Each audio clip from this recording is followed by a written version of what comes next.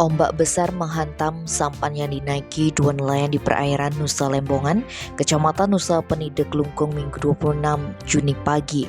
Naas mati turun nelayan asal dusun KJ Desa Lembongan kehilangan nyawa. Ia tenggelam di dasar laut dengan kedalaman sekitar 4 hingga 5 meter, sementara rekannya Kade Ardike mampu menyelamatkan diri.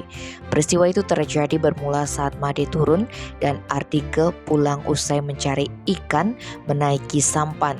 Sampai di sekitar perairan sebelah selatan Devil Tears, Nusa Lembongan, mereka hendak menyeberang di antara Pulau Nusa Ceningan dan Nusa Lembongan menuju Jembatan Kuning. Namun naas, ombak besar tiba-tiba menghantam sampan mereka hingga keduanya tenggelam. Ardike berhasil selamat, sementara Made turun belum ditemukan hingga 1 jam pasca kejadian tersebut. 4 personel siaga SAR Nusa Penida melakukan pencarian bersama personel Polsek Nusa Penida serta penyelam di sekitar lokasi dan warga. Koordinator Unit Siaga SAR Nusa Penida, Putu Cakra Negara mengatakan, tim penyelam menemukan korban sekitar pukul 13.30 di dasar laut.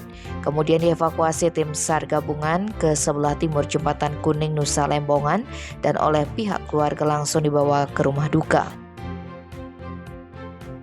Tim Bali Express melaporkan.